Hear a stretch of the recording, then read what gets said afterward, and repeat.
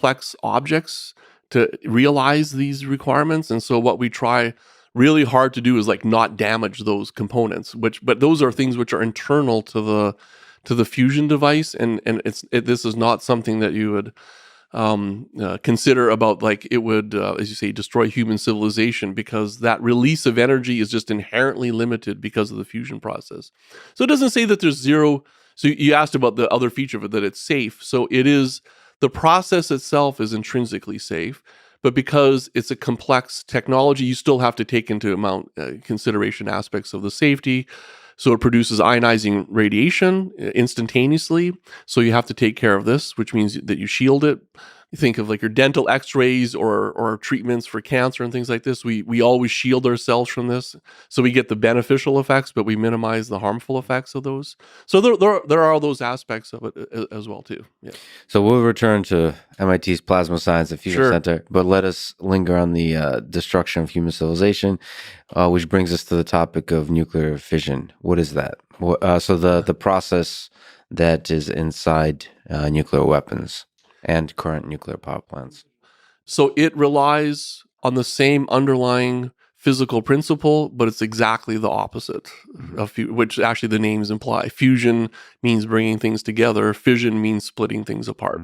So fission requires the heaviest instead of the lightest, and the most unstable versus the most stable elements. So this tends to be uranium or plutonium, primarily uranium. So take uranium.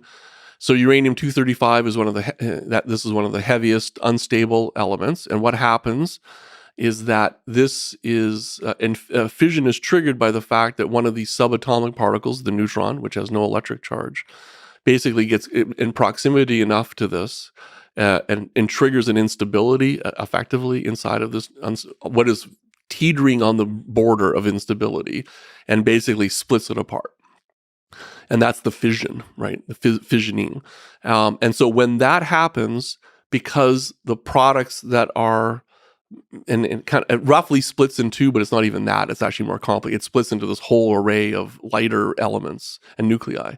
And when that happens, there's less rest mass left than the original one. So it's actually the same. So it's rearrangement of the strong nuclear force that's happening. But that's the source of the energy. And so in the end, it's like, so this is a famous graph that we show everybody, is basically, it turns out every element that exists in the periodic table, all the things that make up everything, have a, remember you asked a good question. It was like, so should we think of mass as being the same as stored energy? Yes. So you can make a plot that basically shows the relative amount of stored energy in all of the elements that are stable and make up basically the world, okay, in the universe. And it turns out that this one has a maximum amount of stability or storage at iron. So it's kind of in the middle of the periodic table, because this goes from, it's roughly that. And so what that means is that if you take something heavier than iron, like uranium, which is more than twice as heavy than that, and you split apart, if somehow just magically you can just split apart its constituents and you get something that's lighter, that will, because it moves to a more stable energy state, it releases kinetic energy. That's the energy that we use. Kinetic energy meaning the movement of things. So it's actually an energy you can do something with. And fusion, it sits on the other side of that, because it's also moving towards iron, but it has to do it through fusion together. So this leads to some pretty profound differences. As I said, they have some underlying physics or science proximity to each other, but they're literally the opposite. So fusion, why is this? It actually goes into practical implications of it, which is that fission could happen at room temperature. It's because this neutron has no electric charge, and therefore it's literally room temperature neutrons that actually trigger the reaction. So this means in order to establish what's going on with it, and it works by a chain reaction, is that you can do this at room temperature. So Enrico Fermi did this like on a university campus, University of Chicago campus. The first sustained chain reaction was done underneath a squash court, with a big blocks of graphite. It was still, I mean, don't get me wrong, an incredible human achievement, right? But that's, and then you think about fusion, I have to build a contraption of some kind that's going to get to 100 million degrees. Okay, wow, that's a big difference. The other one is about the chain reaction, that namely fission works by the fact that when that fission occurs, it actually produces free neutrons. Free neutrons, particularly if they get slowed down to room temperature, can trigger other fission reactions if there's other uranium nearby or fissile materials. So this means that the way that it releases energy is that you set this up in a very careful way such that on average, every reaction that happens exactly releases enough neutrons and slows down that they actually make another reaction, exactly one.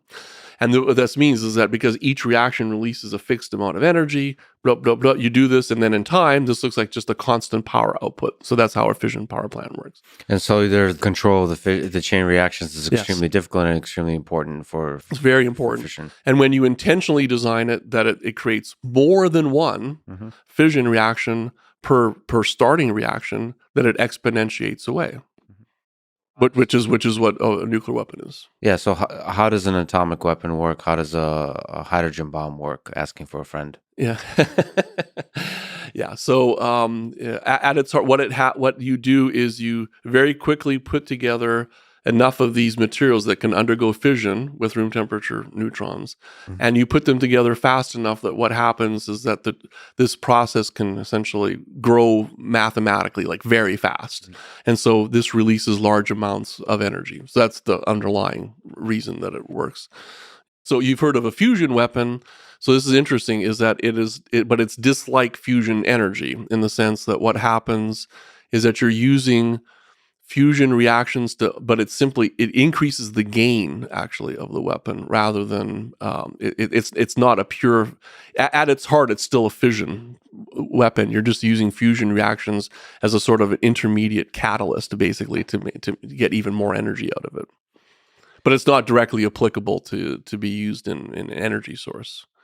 Does it terrify you, just again, to step back at the philosophical, that humans have been able to use physics and engineering to create such powerful weapons? I wouldn't say terrify. I mean, we should be. This is the progress of humanity. Every time that we've gotten access, you talk again, the day the universe changed.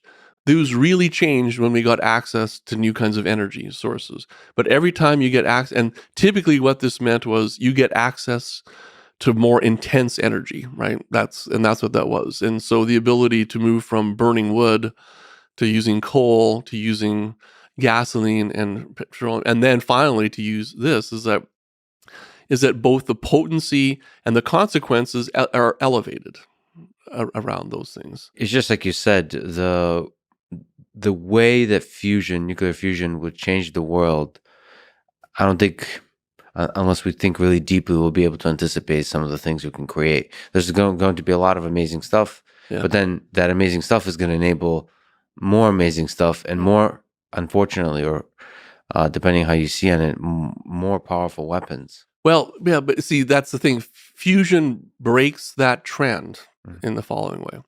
So fusion doesn't work on a chain reaction. There's no chain reaction, zero. So this means it cannot physically exponentiate away on you because it works. And actually, this is why by the way, we know this already. It's why stars are so stable, why most stars and suns are so stable. It's because they are regulated through their own temperature and their heating. Because what's happening is not that there's some probability of this exponentiating away, is that the energy that's being released by fusion basically is keeping the fire hot. And these tend to be, and when it comes down to thermodynamics and things like this, there's a reason, for example, it's pretty easy to keep a constant temperature like in an oven and things like this. It's the same thing in fusion. So this is actually one of the features that I would argue fusion breaks the trend of this, is that it has more energy intensity than fission on paper, but it actually does not have the consequences of control and sort of rapid release of the energy, because it's actually the physical system just doesn't want to do that. Yeah, we're gonna have to look elsewhere for the weapons with which we fight World War III. Fair enough. So what is plasma Mm. that you may have